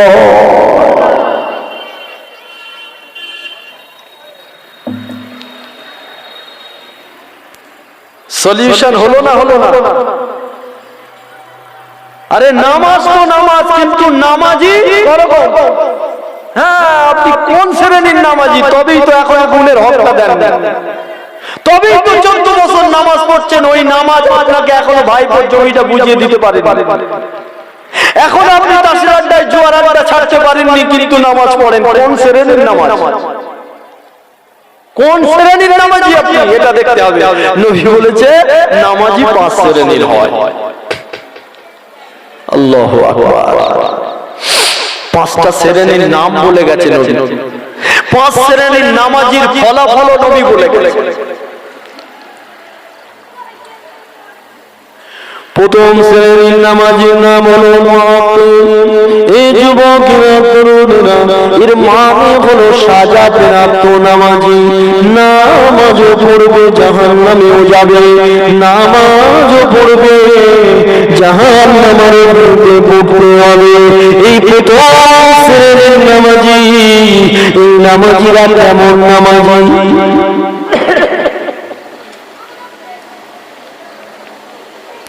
মন চাই নামাজ। জোহরে ইচ্ছা হলো, গেল নামাজ পড়ে চলে এলো। আসরে ঘুমিয়ে কাটিয়ে দিল। মাগরিবের সময় বেলেঘাটার মার্কেটে গিয়ে একেবারে মাগরিব আউট করে দিল। আর এশার সময় কেরাম খেলতে খেলতে কাটিয়ে দিল। ফজরের সময় তো আর বলতে হবে না, কি ঘুমিয়ে ঘুমিয়ে চলে গেল। ইচ্ছা মতো আবার জোহরে চলে গেছে, আবার কোনোদিন আসরে পড়েছে, আবার কোনোদিন মাগরিব ইচ্ছা হয়ে পড়েছে।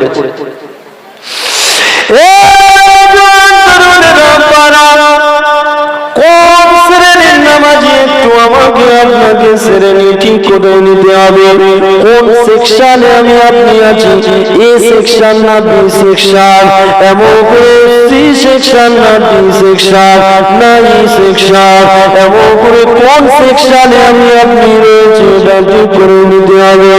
এ সেকশনে থাকলে কি ফলাফল হবে, বি সেকশনে থাকলে কি ফলাফল হবে, সি সেকশনে থাকলে কি ফলাফল হবে। প্রথম সেকশনের খবর দেখো আপনাকে বলে দিই। প্রথম শ্রেণীর নামাজি ইচ্ছা মতো নামাজ পড়বে, যখন ইচ্ছা হবে যাবে, আবার কখনো নামাজ ছেড়ে দেবে। এই প্রথম শ্রেণীর ভিতরে আবার এক শ্রেণীর নামাজি আছে, তাদের শুধু সপ্তাহে একবার করে জুমার নামাজে দেখা যায়। এরা প্রথম শ্রেণী। প্রথম শ্রেণীর ভিতরে এরাও এক শ্রেণী। খালি জুম্মায় জুম্মায় দেখা যায়, জুম্মায় জুম্মায় দেখা যায়। এরা নামাজি কজন আছে? একটু হাত তোলো। তোলো, লজ্জা লাগে যে ও জুম্মায় জুম্মায় নামাজ পড়েও জাহান্নামে যাবে। কে বলছে? আল্লাহ নবী বলছে ও সাজা প্রাপ্ত নামাজ।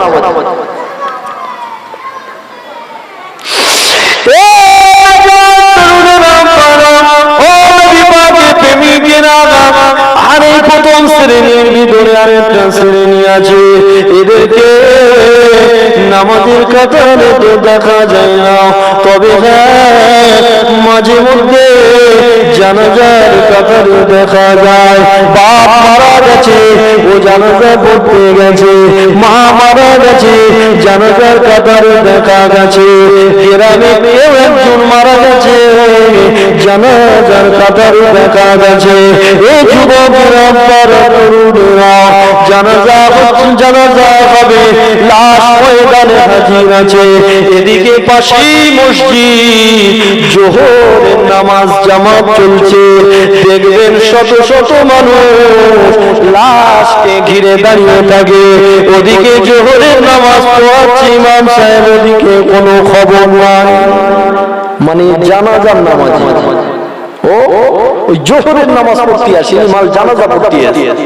যে নামাজটা আমার নবী বলেছে 3 জন ইমাম সাহেব আর সাথে 2 জন থাকবে, নামাজটা হয়ে যাবে।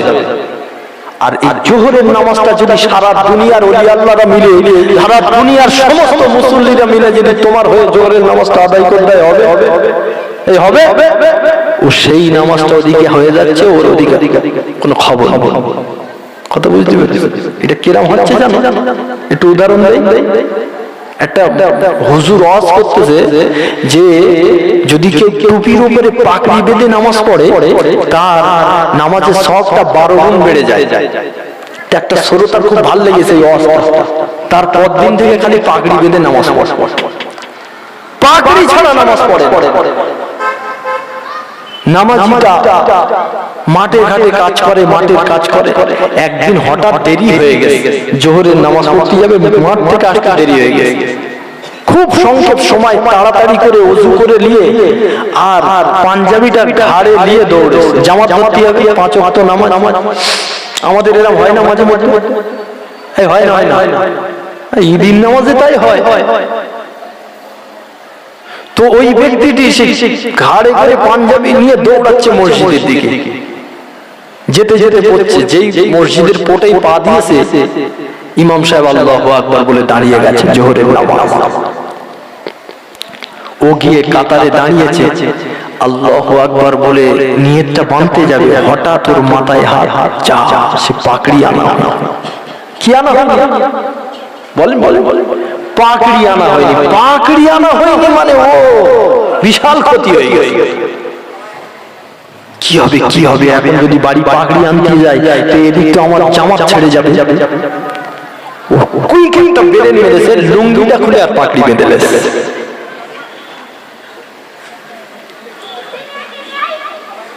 লুঙ্গি খুলে পাগড়ি বেঁধে লেছে। ওর পিছনে একজন নামাজ পড়ছিল, শেষদা থেকে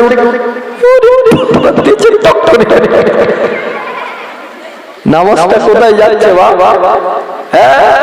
তুই জানাজা নামাজ পড়তে আইছি, নবী বলেছে এটা 3 জন পড়ে দিলে হয়ে যাবে, ওদিক জোহর হয়ে যাচ্ছে। তুমি পাগড়ি বাঁধতে গেছো লুঙ্গি খুলে? তুমি যে জিনিস আলগা করে দিয়েছো, নামাজ পড়ার কোনো কায়দা আছে? নামাজ দিতে পারবে আল্লাহ নেবে? এই নাভি থেকে হেঁটো পর্যন্ত আল্লাহ দেখতে বলে, তুমি তো ওইটাই তো আলগা করে দিয়েছো, ওইটাই তো ওপেন করে দিয়েছো। তো এই প্রথম শ্রেণীর নামাজির ভিতরে এক শ্রেণীর নামাজিদেরকে কোথায় দেখা যায়? জানাজার ময়দানে। সে ইংল্যান্ড থেকে বাড়িয়ে এসে, ইউরোপ থেকে বাড়িয়ে এসে জানাজা পড়বে, জোহর পড়বে বলে না, কথা বুঝতে পারে। আবার এই প্রথম শ্রেণীর ভিতরে এক শ্রেণী পাওয়া যায় 360 নামাজ, মানে 365 দিন পরে যে নামাজটা হয়, কি ঈদের নামাজ। ওই ঈদের নামাজে কিছু যন্ত্রদের দেখা যায়, ওদের আর অন্য কোন নামাজে দেখতে পাবেন না। এরা সব প্রথম শ্রেণীর নামাজি। এদের ঠিকানা কোথায়? জাহান্নাম। আসলে আমরা নওজোয়ান তরুণেরা, আব্বারা 14 বছর ধরে নামাজ পড়ছি, কিন্তু এখনো ক্যাটাগরি ঠিক করতে পারলাম না, এখনো সেকশন ঠিক করতে পারলাম না। কোন সেকশনে আমি রয়েছি, আমার রেজাল্টটা সেদিন ভালো হবে না খারাপ হবে জানতে পারলাম না। নবী আমার জানিয়েছে নামাজি 5 শ্রেণীর হয়। তো আমি আপনি কোন শ্রেণীতে আছি, আমি আপনি কোন সেকশনে আছে একটু ঠিক করে নি। এই যুবকেরা, তরুণেরা, খুবই সংক্ষেপ সময় আমার হাতে, আর বেশি সময় নাই। আসেন একটু সংক্ষেপে বুঝিয়ে দিই। দ্বিতীয় শ্রেণীর নামাজিদের নাম হলো মুআসি। দ্বিতীয় শ্রেণীর নামাজির নাম হলো মুআসি, মানে ধমক প্রাপ্ত নামাজি, কোরআন প্রাপ্ত নামাজি। এই নামাজি কেমন নামাজি? এই নামাজি এইরকম, যখনই মসজিদে আযান দিয়েছে ও ওযু করে নিয়েছে, মসজিদে গিয়ে নামাজ পড়বে বলে রেডি হয়ে গিয়েছে। যখনই নামাজের রক্ত আসে রেডি হয়ে যায়, নামাজেও পৌঁছে যায়, নামাজেও দাঁড়িয়ে যায়। কিন্তু এর ফল হলো, কিন্তু এর রোগটা হলো, এ নামাজে দাঁড়িয়ে যায়, এর মনটা চলে যায় মাঠে, এর মনটা চলে যায় বাজারে, এর মনটা চলে যায় গ্রামে, এর মনটা চলে যায় ফ্রি ফায়ারে, এর মনটা চলে যায় পাবজিতে, এর মনটা চলে যায় মার্কেটে। যতক্ষণ নামাজ পড়লো ও নামাজে, ওর মনটা বাইরে ঘুরে বেড়াচ্ছে।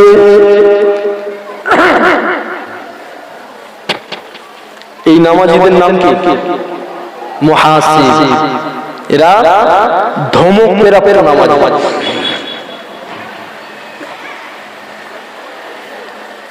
মন যেখানে নেই সেই কাজটা কিরকম হবে বাবা? আমরা বলি না মন দিয়ে কাজ কর। তো তুমি নামাজ পড়তে দাঁড়িয়েছো, তোমার মন তোমার সাথে নেই, কথা বুঝতে হবে। মন দিয়ে কাজ কর আমরা বলি তো, তা নামাজ পড়তেই তো দুনিয়ায় আল্লাহ পাঠিয়েছে, ইবাদত করতে পাঠিয়েছে। আর ইবাদতের ভিতরে নামাজ তো মেন ইবাদত, সেই মেন ইবাদত করছিস, তোর মন তোর কাছে নেই কেন? কথা বোঝাতে পারছি? যতক্ষণ নামাজ পড়লো ওর মনটা এক জায়গায়, ও এক জায়গায়। মুদিখানার দোকানদার নামাজ পড়ছে আর ওর মনটা গিয়ে ওদিকে হিসাব করছে, চিনির বস্তা শেষ, চালের বস্তা শেষ, মুড়ির বস্তা শেষ। ইমাম সাহেব নামাজ পড়াচ্ছে এশার নামাজ, 3 রাকাতে একটা সালাম ফিরিয়ে দিয়েছে। এরকম ভুল হয় না? হয়তো তে মুসল্লিরা কেউ বলছে না 4 রাকাত হয়েছে, কেউ বলছে না 3 রাকাত হয়েছে। আর একজন দাঁড়িয়ে বলছে ইমাম সাহেব 3 রাকাত হয়েছে, এখন 1 রাকাত বাকি। বলছে তুমি এত 100% হয়ে বলছো কি করে? বলে আমার 4টে দোকান, আমি ঈশার নামাজে এসে 4টে দোকানের হিসাব সারি, আজকে 3টে হয়েছে, তুমি সালাম ফিরিয়ে দিয়েছো, এখন একটা বাকি। হিসাব সারা নামাজ, ও নামাজে ধমক খাবে না, মার খাবে না, তো কি হবে?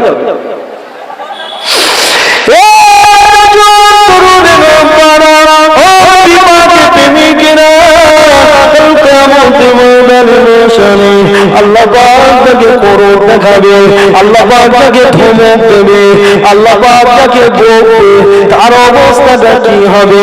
এমনিতেই কিতাবের ভিতরে পাওয়া যায় কিয়ামতের ময়দানে তো কঠিন হবে।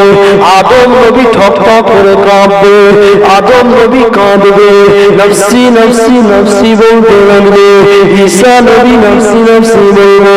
তামাম পয়গম্বরেরা তারা সবাই নফসি নফসি বলবে।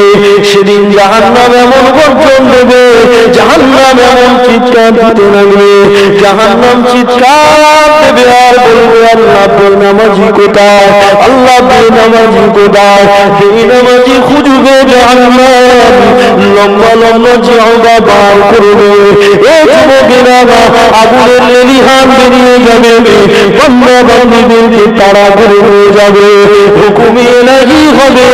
ও হযরত জিবরাইল জাহান্নামকে 70,000 জিন দিয়ে বাঁধে, জাহান্নামকে 70,000 জিন দিয়ে বেড়া হবে। এমন করে দেখা যাবে জাহান্নামকে তাওয়ানো যাবে না, জাহান্নামকে স্থির করা যাবে না, হুকুমে ইলাহি হবে। জিবরাইল একটা জিঞ্জিরে 70,000 করে ফেরেশতা টান দিয়ে ধরো, তারপরে জাহান্নামকে স্থির করা যাবে না।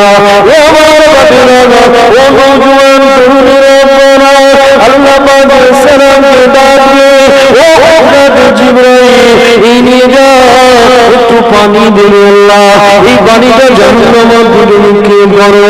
এই পানিটা দিয়ে জিবরাইল আলাইহিস সালাম জাহান্নামের দিকে ছিটিয়ে দেবে, জাহান্নাম শান্ত হয়ে যাবে, জাহান্নাম স্থির হয়ে যাবে, কায়ামতবাসীরা অবাক হয়ে যাবে। জিবরাইল পানিটা কিসের পানি? কোন নহরের পানি? এটা কি কৌসারের পানি নাকি? এটা কি জমজমের পানি নাকি? এটা কোন নদী নালার পানি? জিবরাইল আলাইহিস সালাম বলবে না, এটা কোনো নদীর পানি নয়, এটা কোনো টিউবওয়েল পানি নয়, এটা কোনো পুকুরের পানি নয়। ও আমার বাসিনা শুনেন কি দরজার সুলতান দয়ার নবী নবী যাবার নবী উম্মাত উম্মতিরা মাম্মাকা মিন খশিয়াতিল্লাহ, এমন করে আল্লাহর ভয়ে কেঁদেছিল। সেই চোখের পানিটা আল্লাহর রহমতের হাত দিয়ে আল্লাহ ধরে নিয়ে হাজার হাজার বছর ধরে মতির পিয়ালায় সংরক্ষণ করেছে। আর এটা সেই পানি আখিরি জামানার নবী উম্মতেরা মাম্মাকা মিন খশিয়াতিল্লাহ, আল্লাহর ভয়ে কেঁদেছিল, চোখ দিয়ে পানি বার হয়েছিল। হে যুবক শুনে রেখে দাও, নবীর হাদিস বলছে, আমি বানানো কথা বলছি না। মাম্মাকা মিন খশিয়াতিল্লাহ হারামাল্লাহ তিলকাল আইনা আলান নার, হারাম হয়ে যাবে আল্লাহ কঠিন আযাবে জাহান্নাম তোমার জন্য। কি করতে হবে? নবী বলেছে দু চোখের কোণ দিয়ে দুপোটা ফোঁটা মাছির মাথার নাই পানি বার করতে হবে, 2 ফোঁটা পানি বার করতে হবে। মাম বাকা মিন খাশিয়াতিল্লাহ, ওই পানিটা যেন আল্লাহর ভয়ে বার হয়। চাষি লস খেয়ে গেছে, চাষ করে কেঁদেছে। নওজোয়ান যুবকেরা অনেক সময় প্রেমে দাগা খায়, রাত্রি কেঁদে কেঁদে বালিশ ভিজিয়েছে, ওই পানি নয়। কথা বুঝি আসে? লক্ষ টাকা লস হয়ে গেছে, কাঁদে না কাঁদে? হ্যাঁ, বাচ্চা কাচ্চা দেখেন 100 টাকা পড়ে গেছে, সে কিনে যায়। ওই 100 টাকা হারিয়ে গেছে, 1 লক্ষ টাকা হারিয়ে গেছে, লস খেয়েছে, ওর জন্য কাঁদলে হবে না। ও মগ মগ পানি হোক যা, আল্লাহ দেখবে না। তবে যদি আল্লাহর ভয়ে 2 চোখের কোণ দিয়ে 2 ফোঁটা পানি বার করতে পারো, সময় কতদিন? তোমার পুরো জীবনটা। সময় কতদিন? তোমার পুরো আজরাইলে দেখা পর্যন্ত 2 ফোঁটা পানি যদি বার করতে পারো। একটু চেষ্টা করি, দেখো না এই 2 ফোঁটা পানি বার করতে কতটা মজা লাগে। এটা সহজ ব্যাপার না, কঠিন ব্যাপার? একটু চেষ্টা করে দেখেন। যদি বেরিয়ে যায় 2 ফোঁটা চোখের পানি, তো নবী পাকের হাদিস কিয়ামতের ময়দানে মাশারে দেখতে পাওয়া যাবে। কিতাবের ভিতরে পড়েছি, তাই আপনাকে শোনাচ্ছি। একটা বান্দার এই চোখের পশম আল্লাহর সঙ্গে কথোপকথন করবে। চোখের লোভ আল্লাহকে বলবে, আল্লাহ এই বান্দা দুনিয়ার জমিনে কেঁদেছিল, আমি লোম ভিজে গিয়েছিলাম, আমি চোখের পাপড়ি ভিজে গিয়েছিলাম। আল্লাহ তোমার নবী বলেছিল যে চোখে তোমার ভয়ে 2 ফোঁটা পানি বার হবে, ওই চোখের জন্য জাহান্নাম হারাম হয়ে যাবে। আজ কেন যে জাহান্নামে দেবে? এই যুবকেরা সেদিন আল্লাহ পাক ঘোষণা দেবে, আমি আল্লাহ আজকে এই চোখের লোমের ওসিলায় আমি আল্লাহ জান্নাত ঘোষণা করে দিলাম। এই যুবকেরা কিয়ামতবাসীদেরকে যে সালাম শোনাবে, ও কিয়ামতবাসীরা শুনে রেখে দাও, এই মুহূর্তে আল্লাহ বাবা একটি চোখের লোমের ওসিলায় আল্লাহ পাক তাকে জান্নাত দান করেছে। 2 ফোঁটা চোখের পানি বার করার চেষ্টা করে আল্লাহর ভয়ে। আপনার চোখ দিয়ে পানিটা যেই বার হবে, আপনি হয়তো দেখবেন এখান থেকে ঝরতে গিয়ে শুকিয়ে গিয়েছে বা পড়ে গিয়েছে। আল্লাহ বলেন না, ওই পানিটা এত দামি পানি, বান্দার চোখ দিয়ে যেই বার হয় আমার রহমতের হাত চলে যায় ওই হাতে করে দিয়ে। আর ওই যে পিয়ালা, হীরের পিয়ালা, মতির পিয়ালা করে আমি আল্লাহ সংরক্ষণ করে রাখি, কিয়ামত পর্যন্ত রাখবো। জোরে বলে সুবহানাল্লাহ।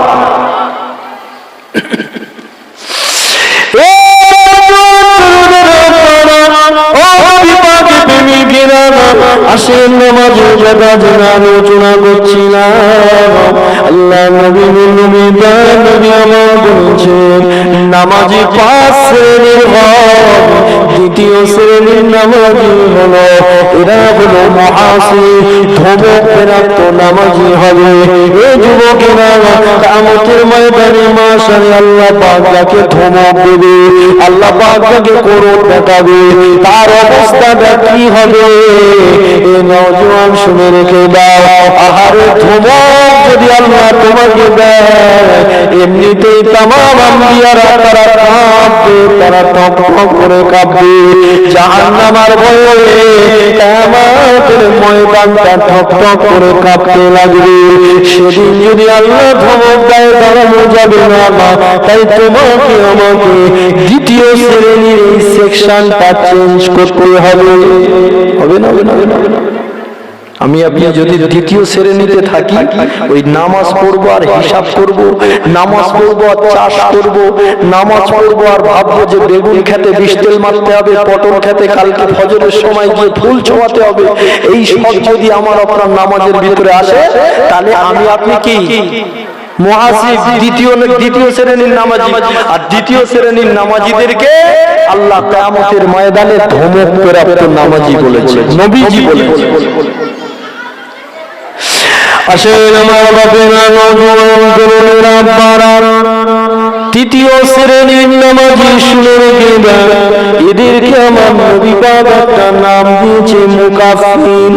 এর মানে হলো ক্ষমা প্রাপ্ত নামাজি। এদেরকে আর একটা নাম দেওয়া হয়েছে মুজাহিদ। এদেরকে দুটো নাম দিয়েছে, মুজাহিদ আর একটা হলো মুকাফির। এই তৃতীয় শ্রেণীর নামাজিদের নামাজটা কেমন শুনে রেখে দাও।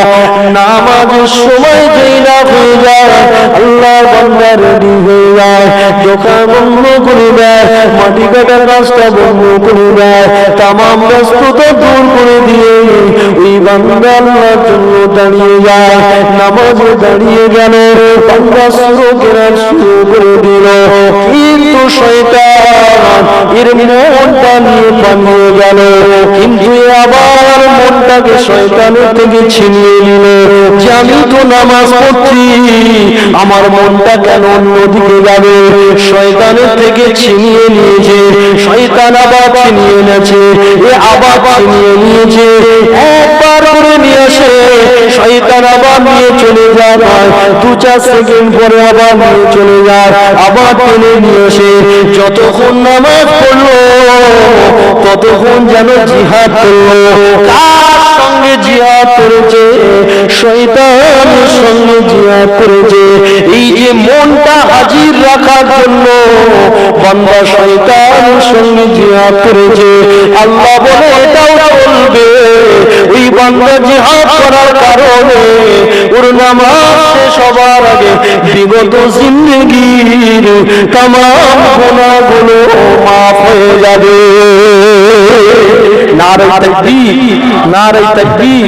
সিলসিলা হক মুজাহিদুল জামাত, সিলসিলা হক মুজাহিদুল জামাত, ভাইজান হুজুর কিবলা, ভাইজান হুজুর কিবলা। নারে তাকবীর, নারে তাকবীর। اولاد মুজাহিদুল জামাত, اولاد মুজাহিদুল জামাত। নারে তাকবীর। আমি গুনাহগার বিদায় নিচ্ছি, বেয়াদবি হয়ে যাবে, দোয়া করবেন।